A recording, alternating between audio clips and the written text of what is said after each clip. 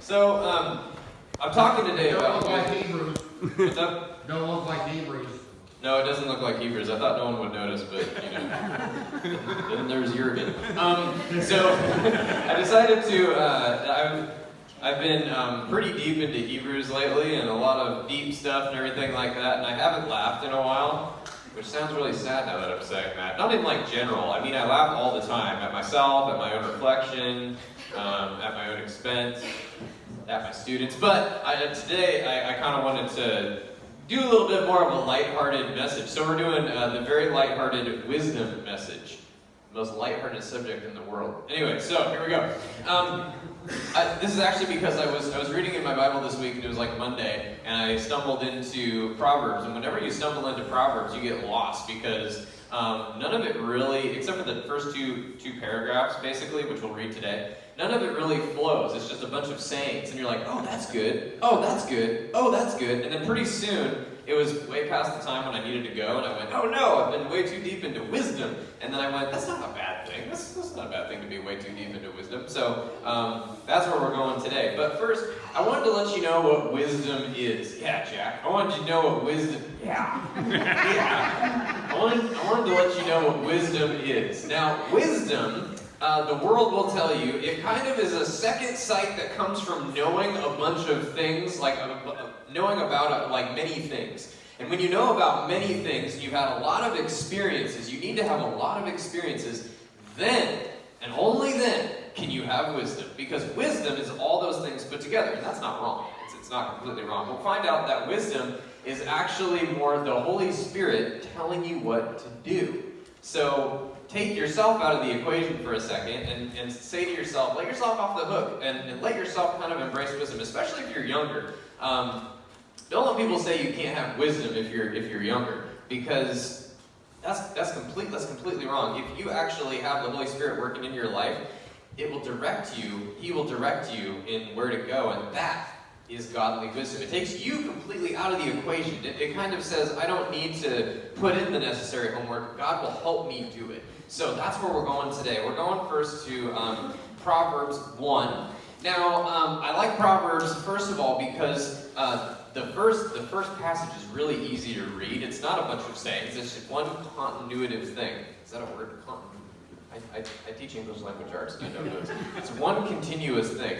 And also, it lets you know the purpose and theme right away. And in my Bible, it actually says purpose and theme. So I thought I'd put that on there too. So I don't even need to do any research. It's just right there.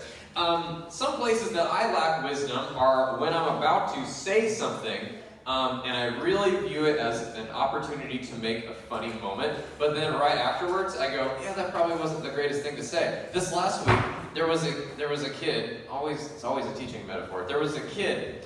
Or illustration. There was a kid in my class, and I walked to the back of the class, and this kid is convulsing, like that. And I'm kind of like, medically, is there something wrong? And it didn't seem like it. And I walked over to him, and it turns out he just had a violent case of the hiccups. So he just has a really developed diaphragm. And sixth graders are hilarious, I'll tell you what, because you get this mixture of like really high-minded, kind of kids, and then you get the kids that look like they're back in third grade. You're like, how did this come up here? And so this kid was like convulsing, and I'm like, hey, what's going on? And he said, Mr. Barrett, I have the hiccups.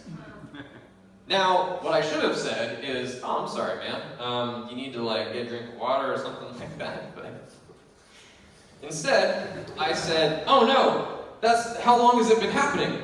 What do you mean, oh no, is what he said. And I said, well, if it's been happening for more than 5 minutes, you're going to burst into flame. And the kid got this mortified look on his face. He's kind of like, really? And I was like, yes. And then he realized Mr. Barrett is messing with me, mostly because of like all the kids around him that had this look on their face. And so he realizes Mr. Barrett's messing with him, and he kind of had this little, like, really hurt look on his face, and I felt kind of bad at the time, but not bad enough to stop. And he came back and he said, you're not being serious. You know what I had to do then? So I said, I take bursting into flame very seriously. I'm sorry. If you're about to burst into flame, you should go get a drink of water. So I solved the problem, right? And then right afterwards, I thought to myself, that's probably not the best thing I could have said at the time. So wisdom is not my strongest suit all the time, but this is something that I am continually working on. So let's go to Proverbs 1, purpose and theme. The Proverbs of Solomon, son of David, king of Israel, for gaining wisdom and instruction, for understanding words of insight. There it is. For receiving instruction on prudent behavior, doing what is right and just and fair, for giving prudence to those who are simple, me, knowledge and discretion to the young, me.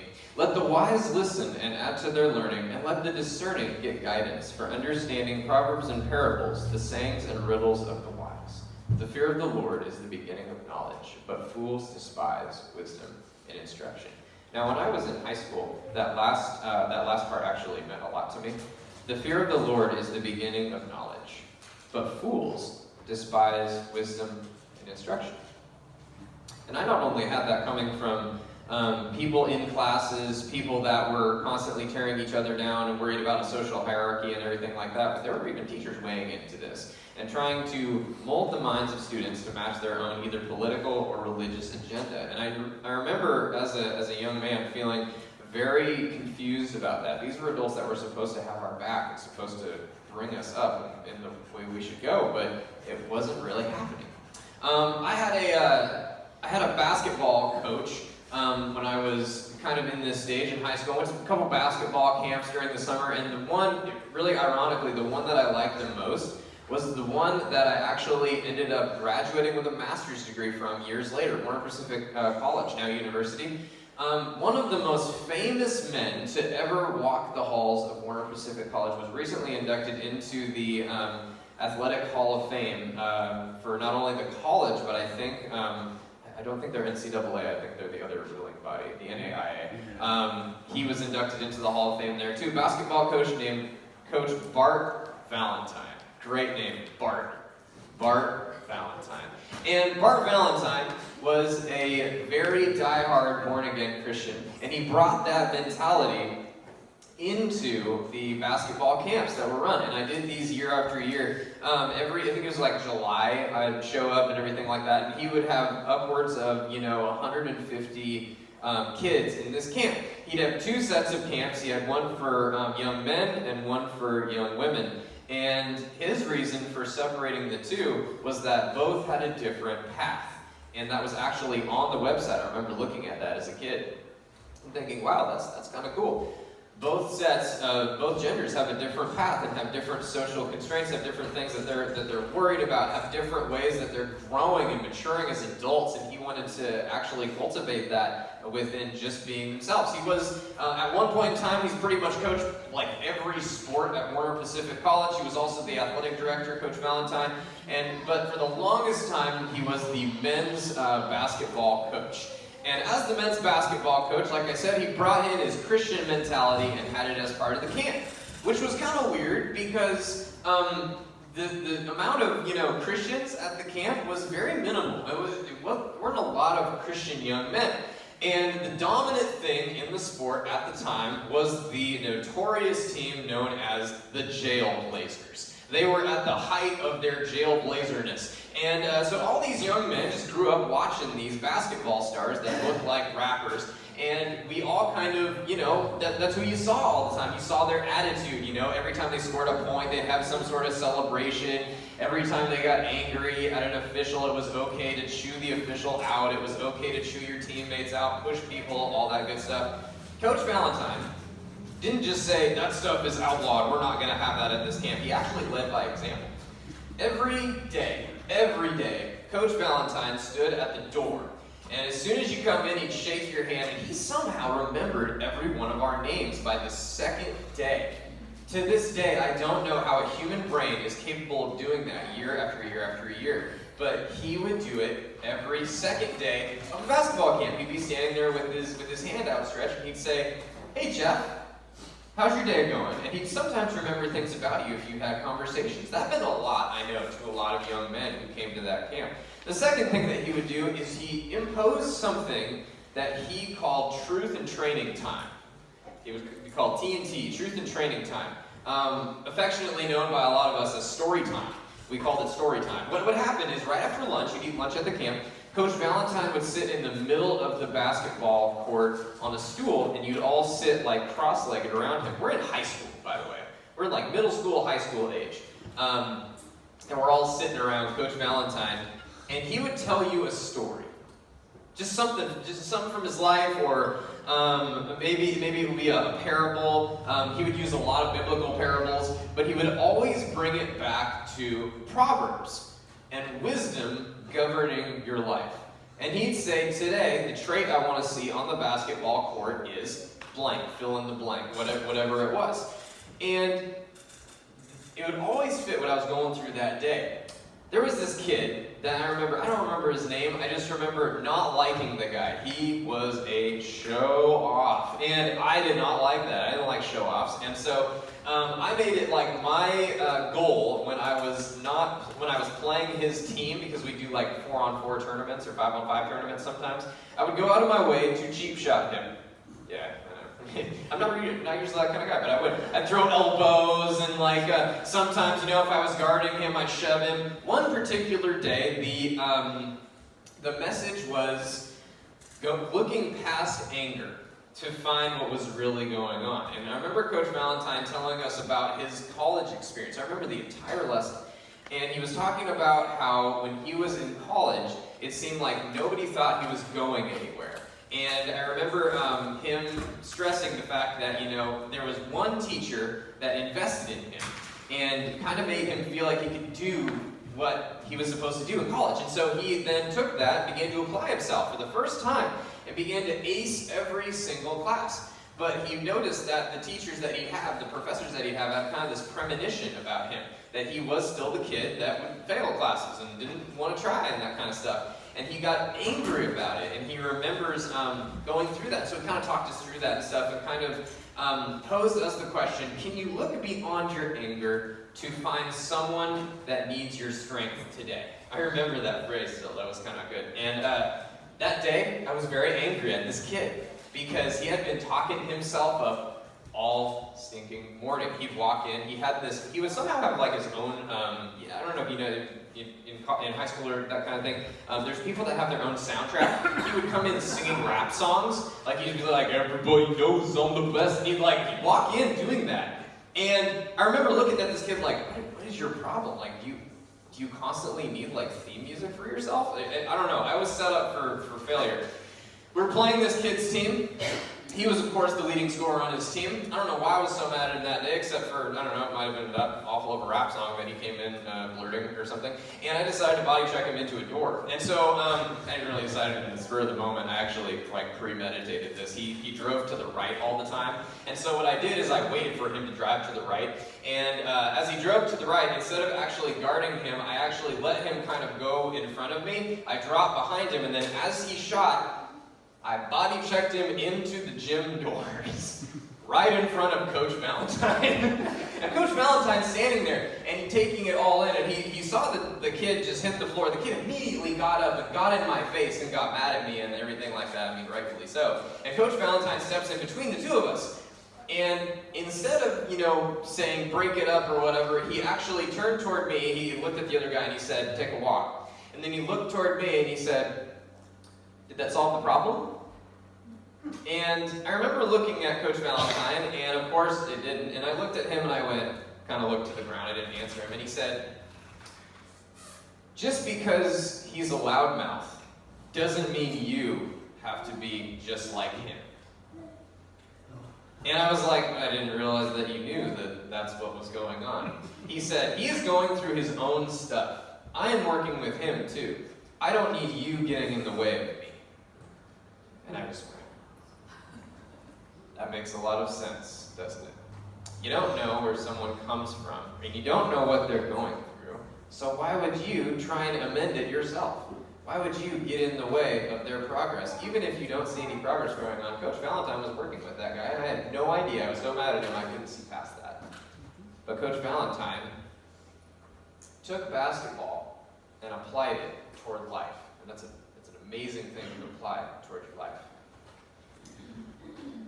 Proverbs goes along like this. It starts out, with a word to young people. I love that. Proverbs opens up, tells you what it's going to be, and then immediately goes into a topic for young people.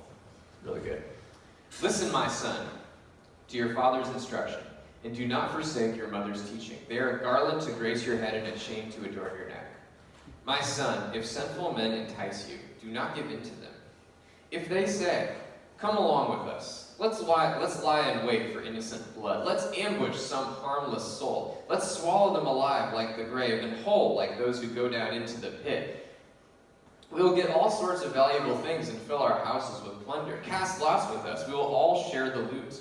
For their feet rush into evil.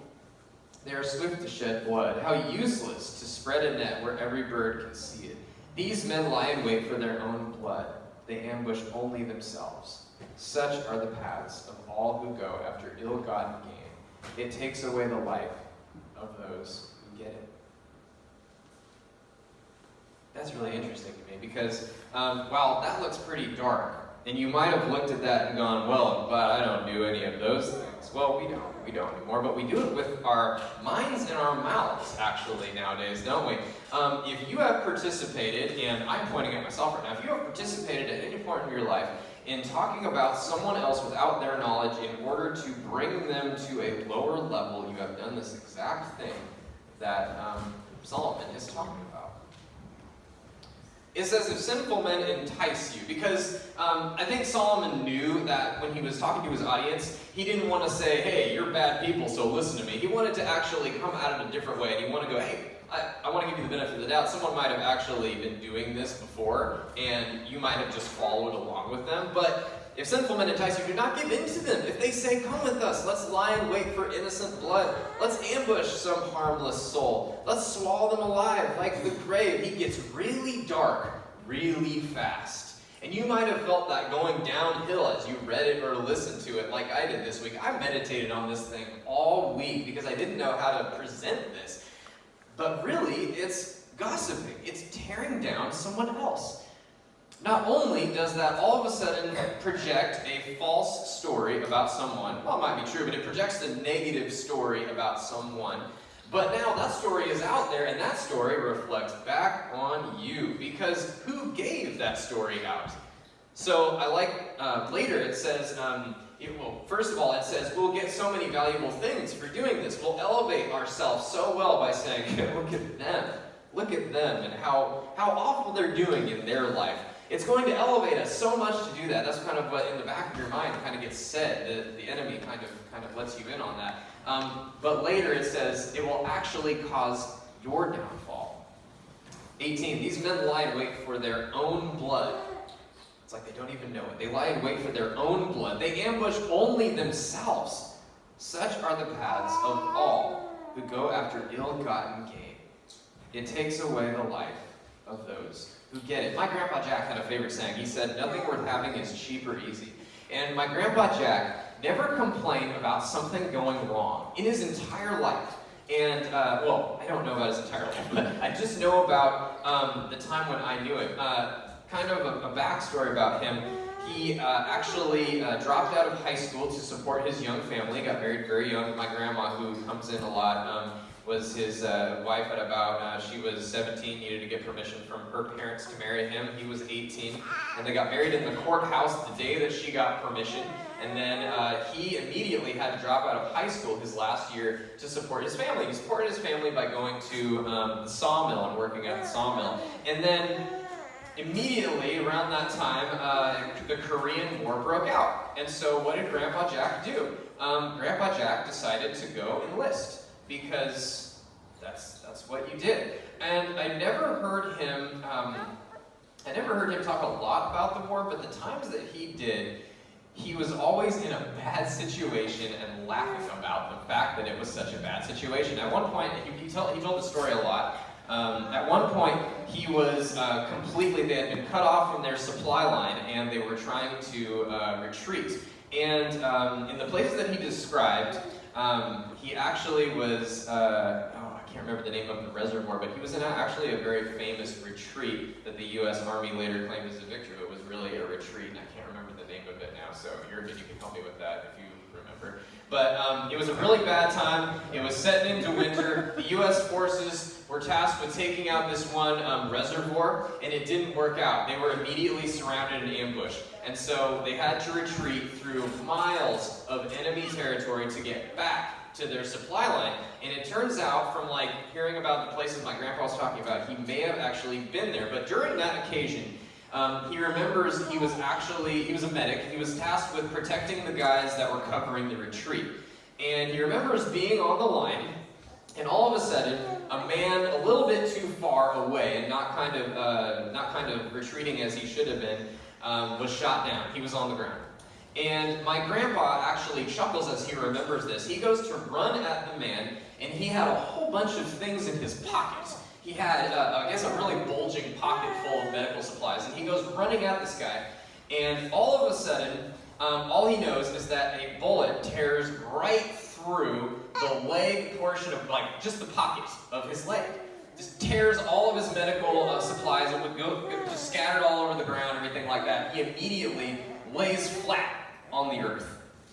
And he remembers looking up to kind of see how far he should go to get to the man he wants to help. And the guy and him, I guess, lock eyes, and they both start laughing.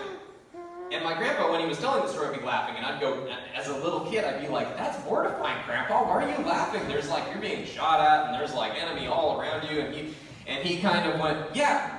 But it turns out, the guy was okay, and we just locked eyes, and he said, hey, you better turn around and get out of here. And we decided to do that. And that was just the way my Grandpa Jack was. He never was someone that complained about the present state of things. He would always be either laughing about something or looking toward the future. I honestly can't tell you and express to you how patient the man was, and how that has really reflected upon my life. I remember he would always be doing something that would plan ahead for the future. Instead of complaining that they didn't have any money, I found out later finances weren't great all the time. Retirement money and that kind of stuff was hard in coming. He was suffering for a lot of the time that I knew him with the mental condition that eventually did him in. I believe he actually had dementia pretty early on because of so many night shifts and that kind of thing. But it never seemed to get him down all the way until the day that he died. He would always laugh about it.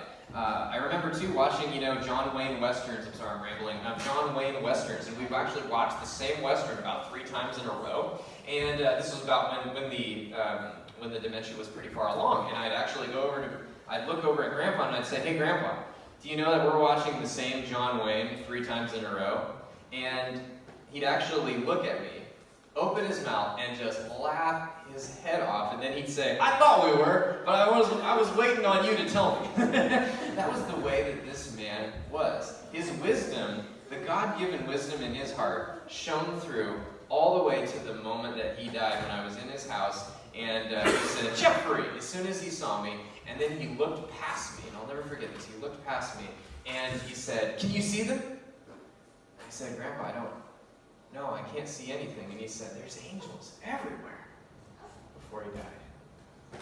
The last thing he did on earth was to give a testimony about his relationship with God and where he was going. Now that's wisdom. That's wisdom shining through. So the next few weeks we're going to be talking about wisdom. We're going to be talking about the various things Proverbs go into. But I wanted to leave you with this today. I wanted to leave you with the first point of Proverbs. That is, lift up. Lift others up in Christ. Live others up in the walk that you live. And show your guidance to those that need it. Because you don't know what people are going through. You don't know what varying steps that people are taking to get right with God again. And instead of tearing down, let us build up. That's kind of the first thing Proverbs goes into. I just want to leave you with that today. Let's pray.